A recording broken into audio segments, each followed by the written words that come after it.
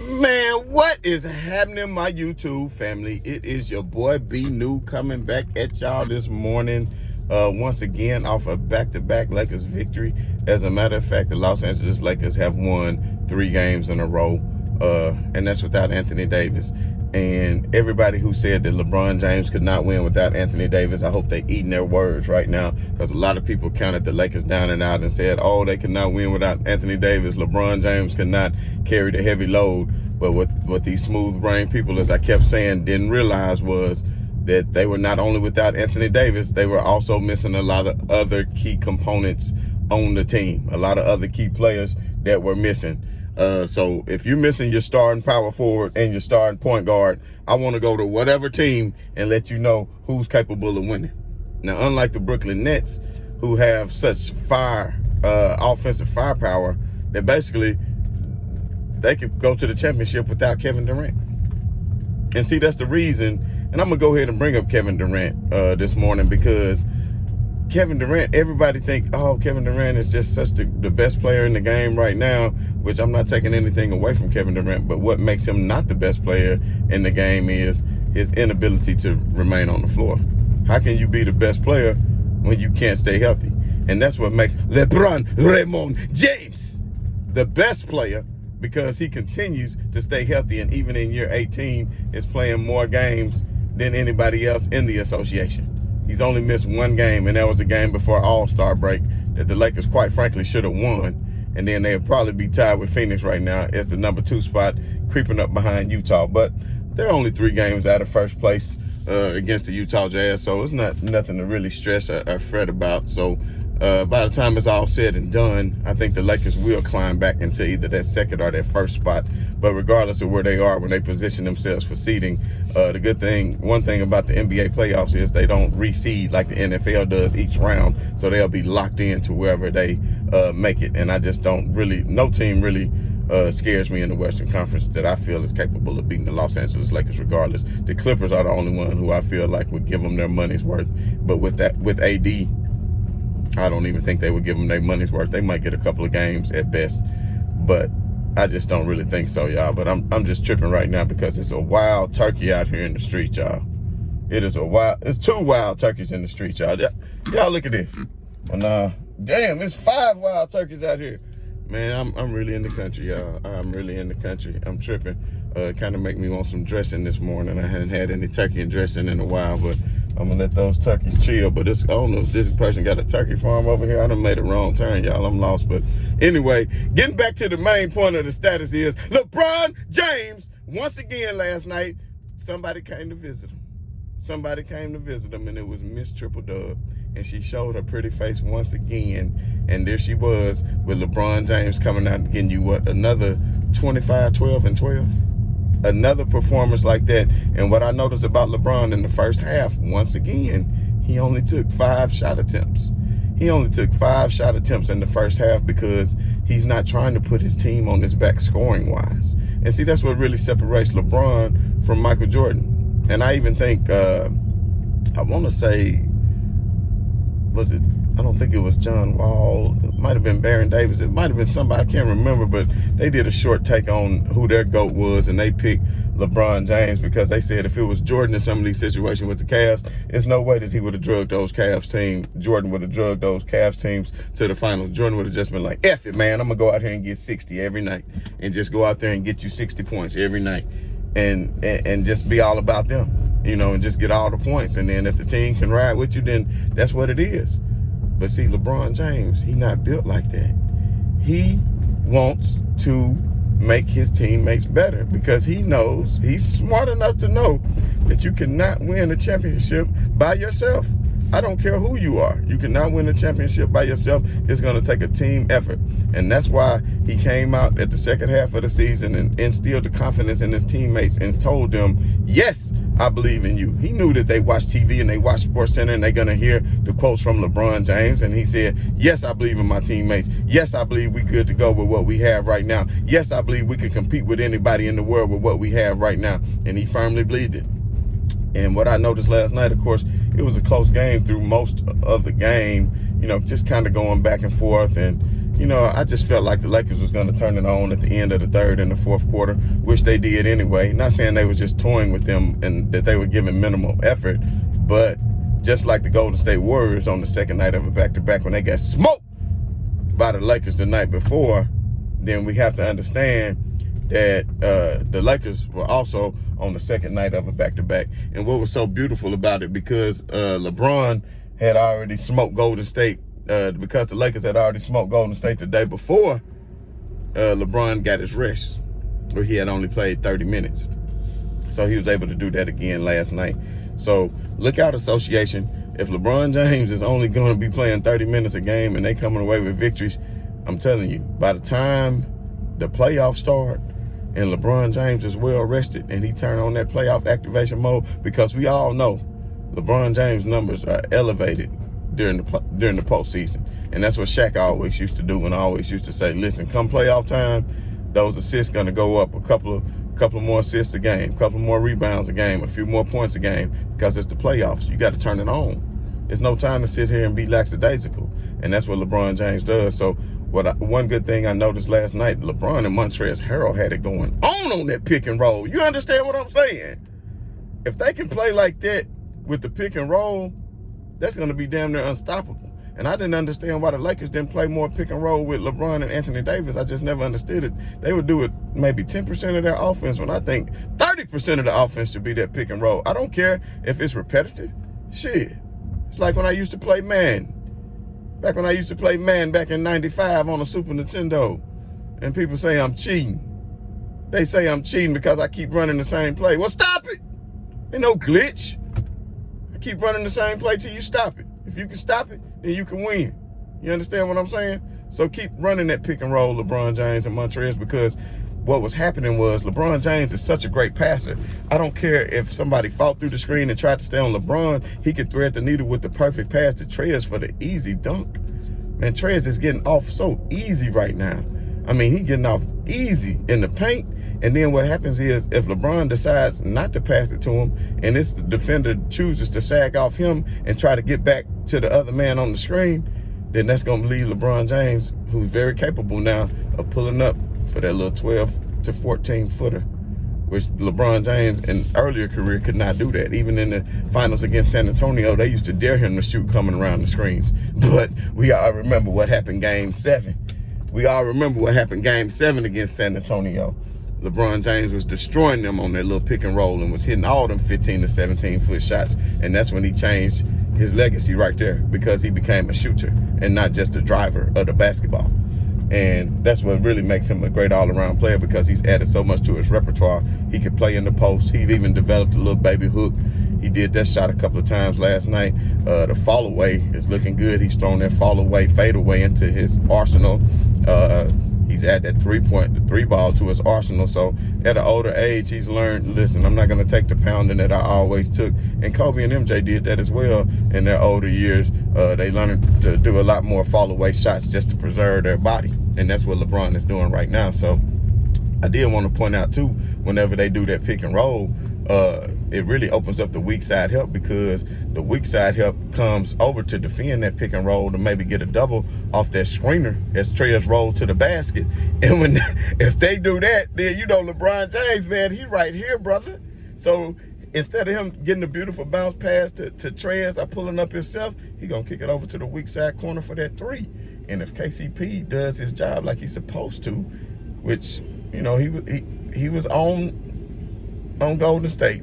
Last night, he was kind of on. He wasn't terrible. But if he hit at least 35 to 40% clip, then the Lakers going to be just fine. Because when they run that pick and roll and the defense sags off the weak side and he kick it over to the corner for that three, that's what you call easy money, baby. And that's what the Lakers start doing in the fourth quarter when they start to separate themselves. And what makes it so nice about LeBron James, it's just kind of like watching a surgeon. I don't know if any of you ever just seeing how these surgeons go in and perform a heart surgery or a brain transplant or, just something crazy. And they got all the other doctors and the students around them, looking down at the lab and just watching them perform.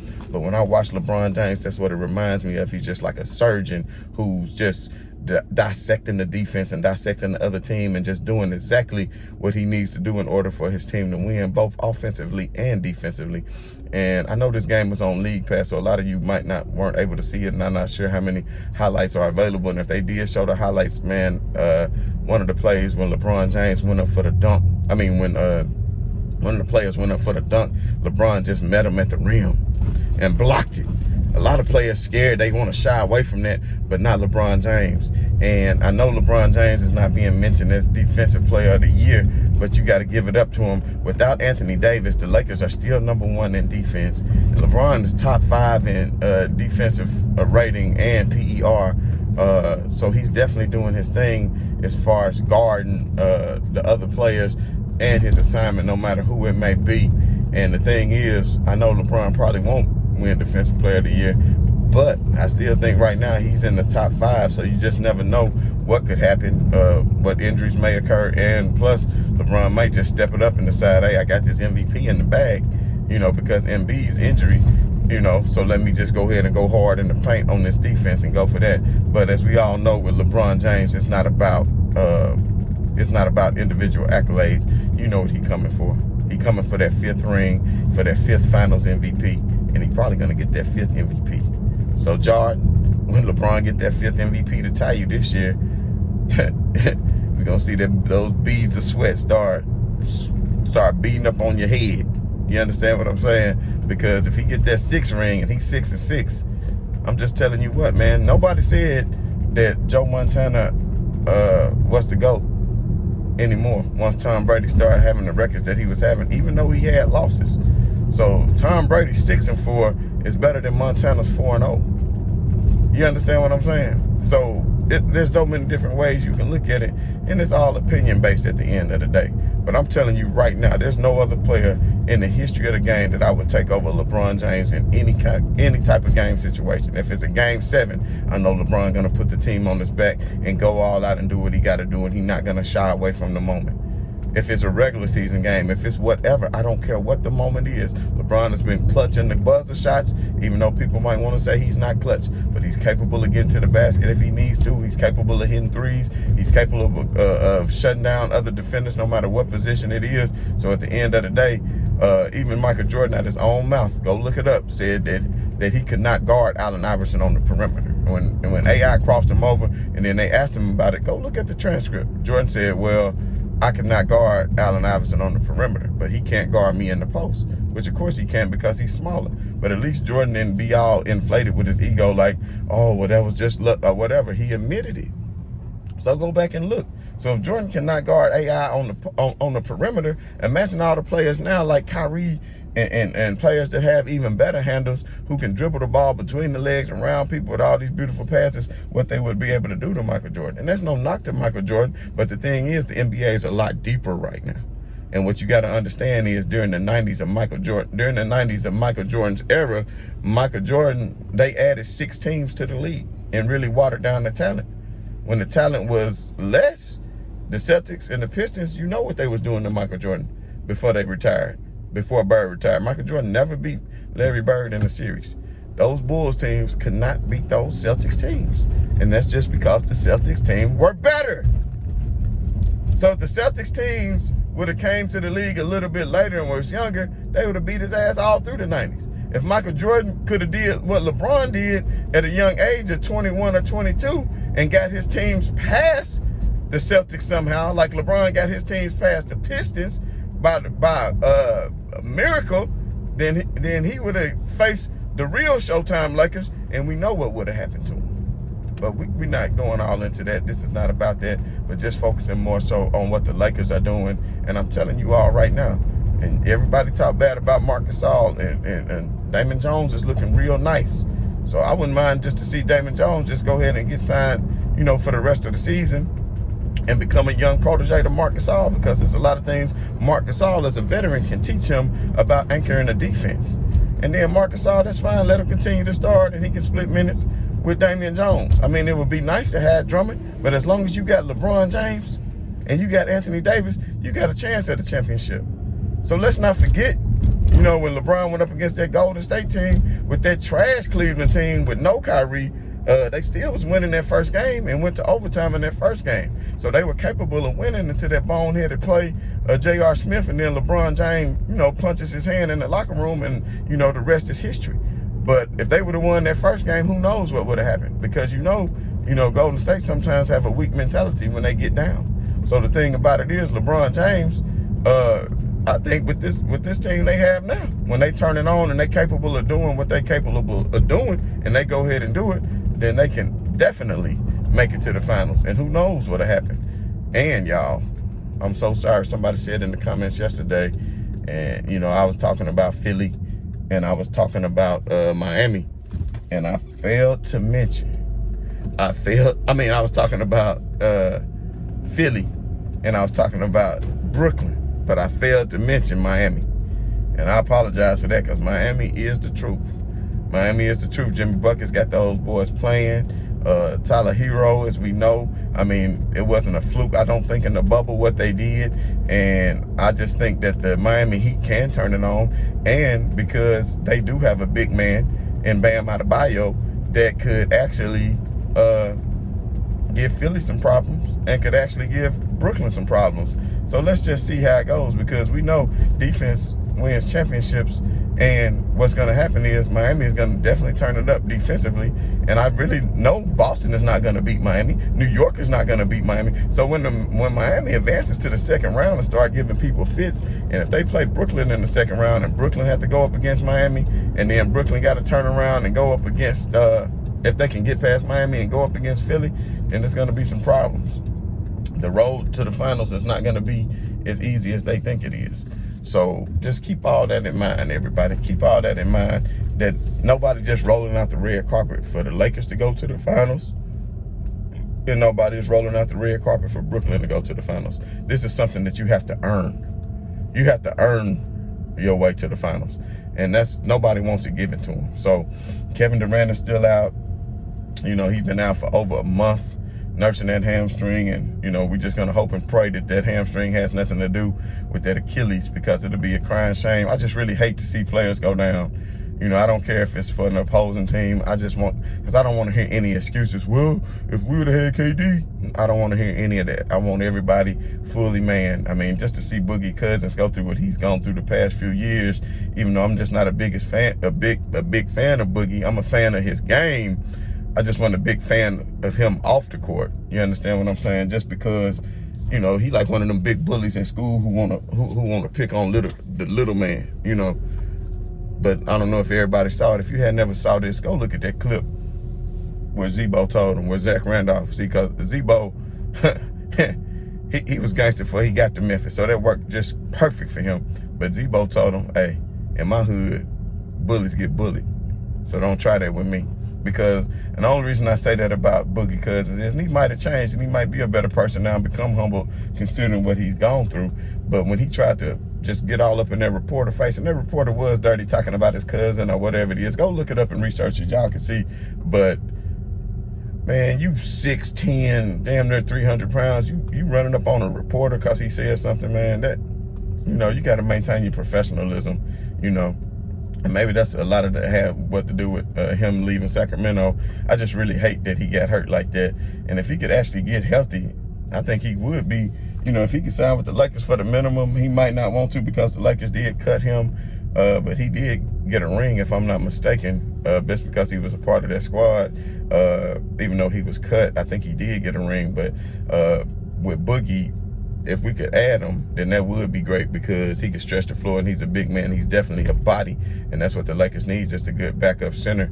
So if they can get him over Damon Jones, I would take it, as long as he can stay healthy. The thing is, when you injury prone like that and you go through those nagging injuries, that's something you're going to have to deal with for a very long time. So I don't know how much that'll work out. Y'all saw the video yesterday about what my thoughts were on Andre Drummond and how I feel on that. So we are approaching the trade deadline very swiftly, and we should be there real soon. So at the end of the day, just watch and wait. Everything at this point is all speculation. You're going to keep hearing rumors of this and that, but at the end of the day, let's just see what Pelinka has up his sleeve, because I do think by them cutting Quinn Cook like that and opening up their roster spot so early that they definitely have plans of acquiring somebody. So that is something that is left to be seen. But, you know, just going back to last night, I know a lot of people are going to say it was just the Minnesota Timberwolves. It was just the Minnesota Timberwolves. And, you know, that's a game they should have won. And yes, they should have. And they did. So when you're supposed to take care of business and you do, hey, that's something to be praised, because a lot of teams might drop a game to them, because the Timberwolves did play hard. They still had Karl Anthony Towns. So they still have Ricky Rubio. So they not just scrubs out here on the floor, even though their record might show that they are. But at the end of the day, the Lakers are going to keep doing their thing.